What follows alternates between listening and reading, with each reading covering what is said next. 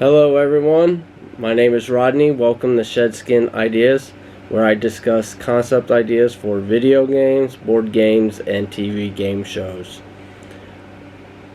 Well, thank you for joining, and if you already know, you already know. If you're new to the channel, thank you for being here. I created this channel to openly share my ideas. We're discussing my idea for the last Naruto game that we deserve, and this is episode 4. I previously discussed my opinion on the Naruto gaming franchise, story mode, and battle mode. We're halfway in on the modes that I imagine having in this Naruto concept game idea I have. Today we're discussing open world Naruto.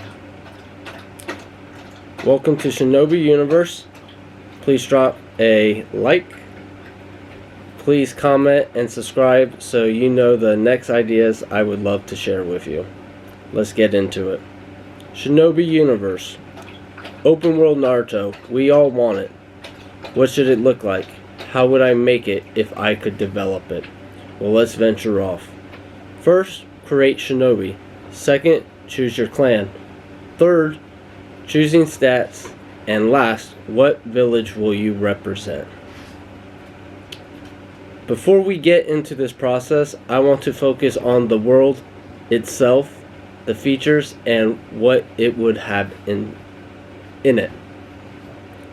So there are 5 main villages with their own cultural norms, resources, training programs, and government systems.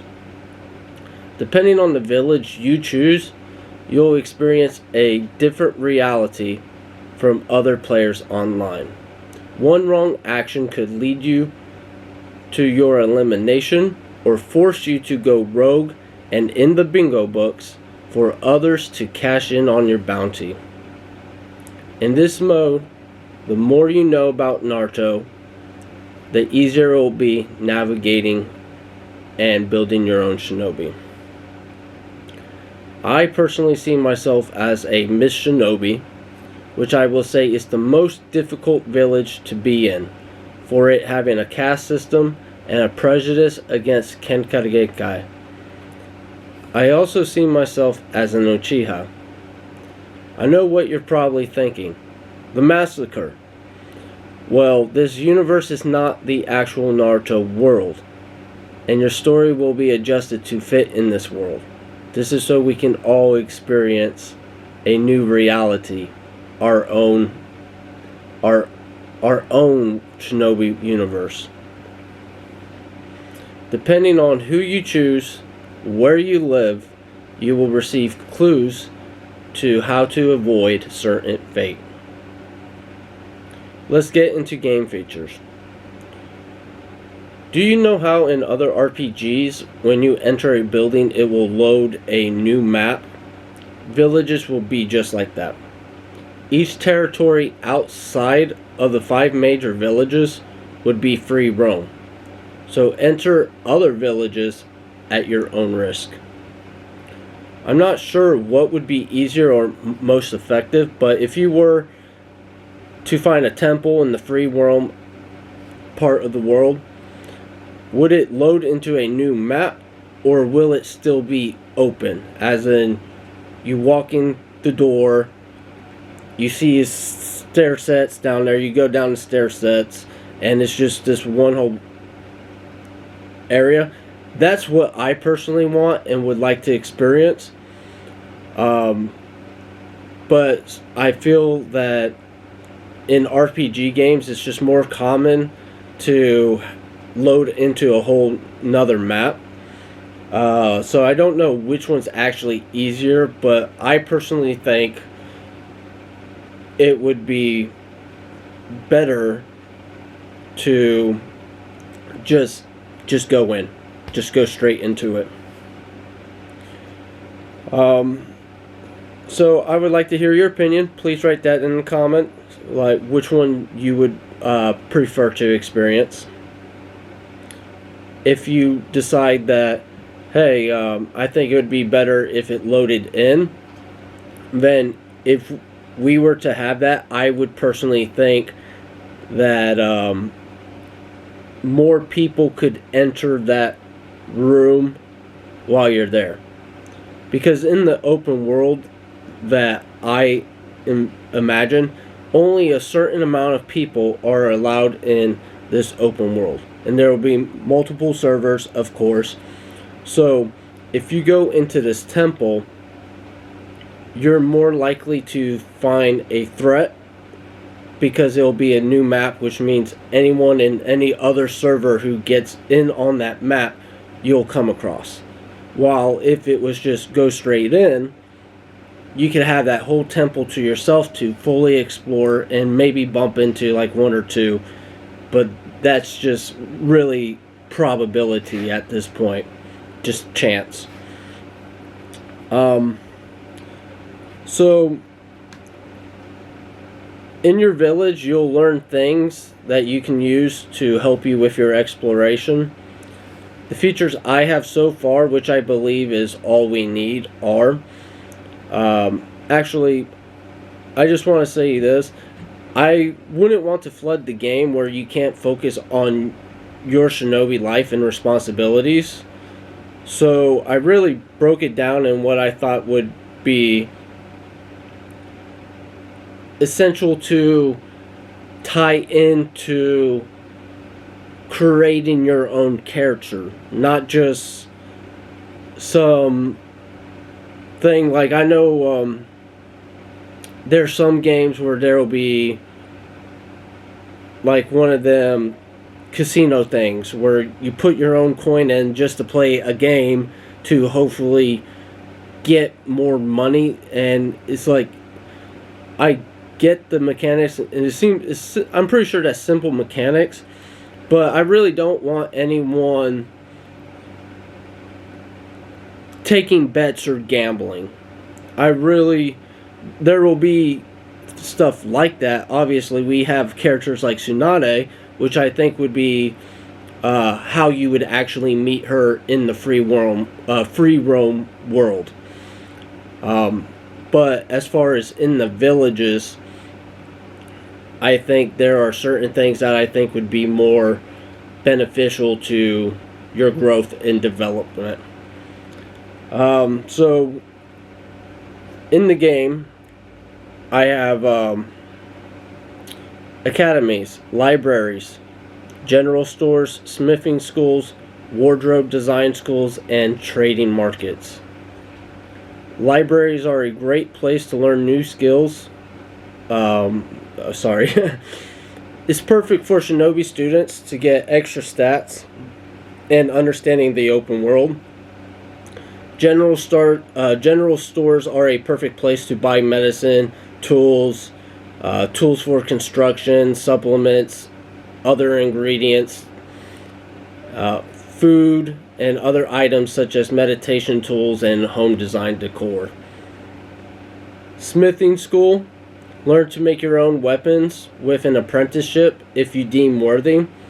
This will be the place you improve your weapons using special ores and materials to get extra buffs, also strength on the weapon itself, or you could pay the smither for what it is you're wanting.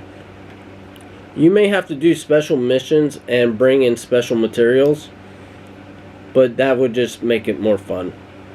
You can only get an apprenticeship if you have high enough skills in a certain area, or he noticed you sneaking trying to learn.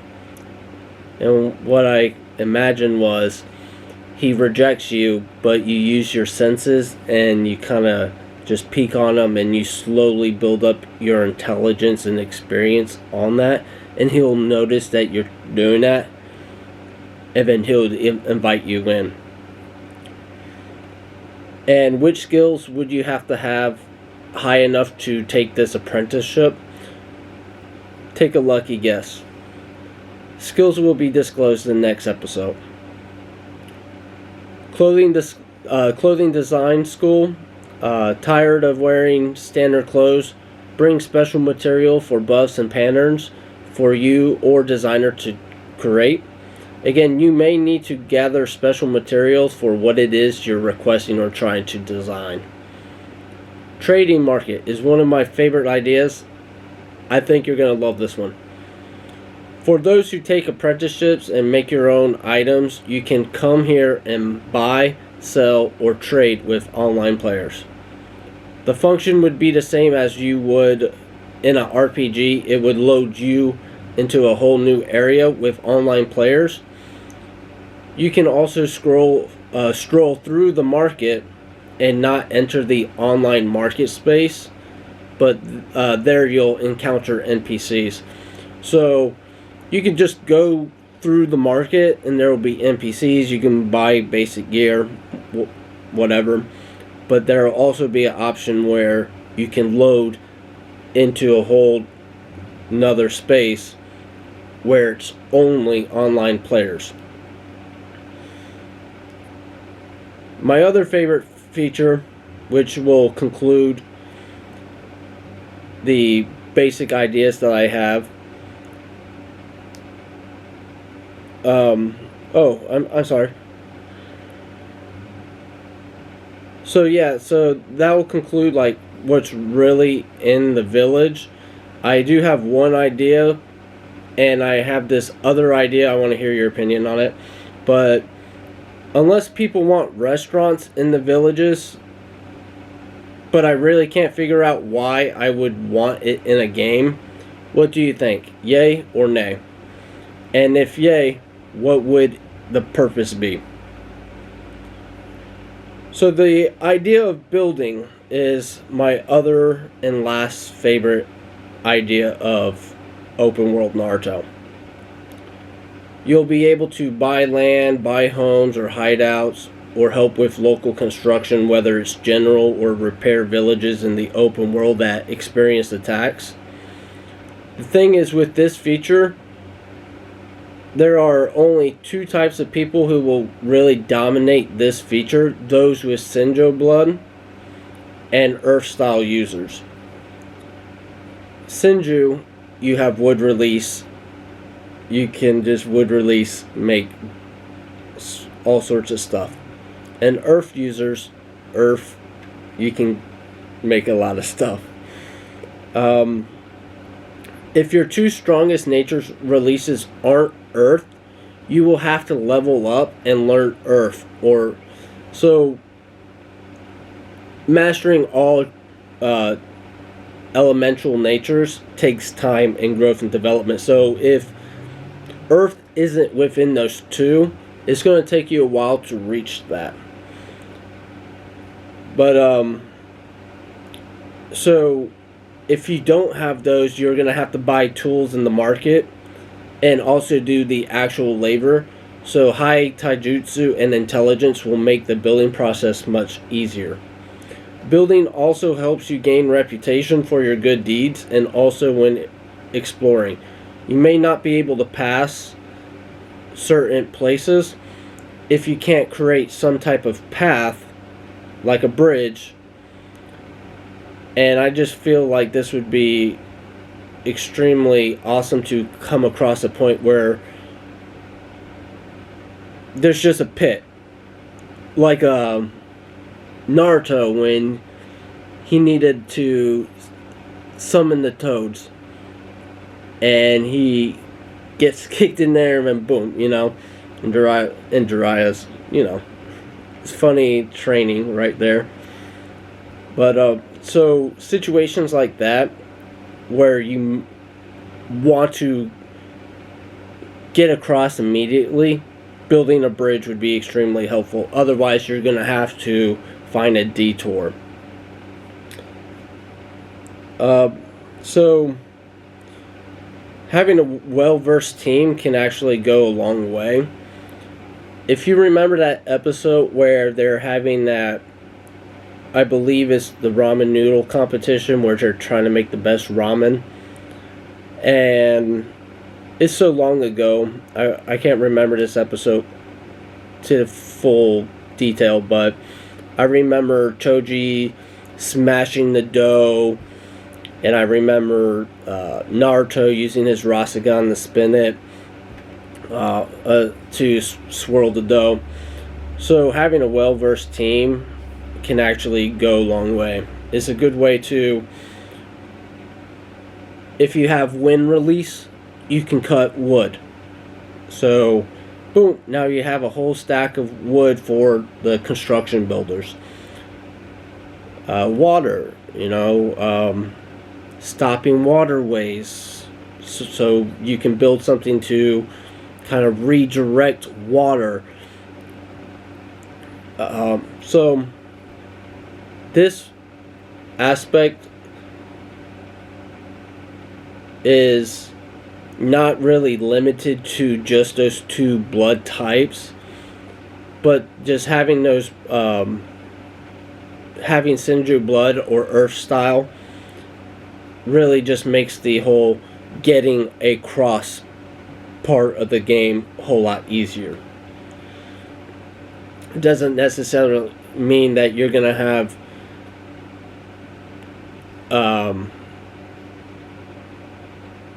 the highest benefit, because you can still help other construction workers and other villages and still get reputation by doing different jobs.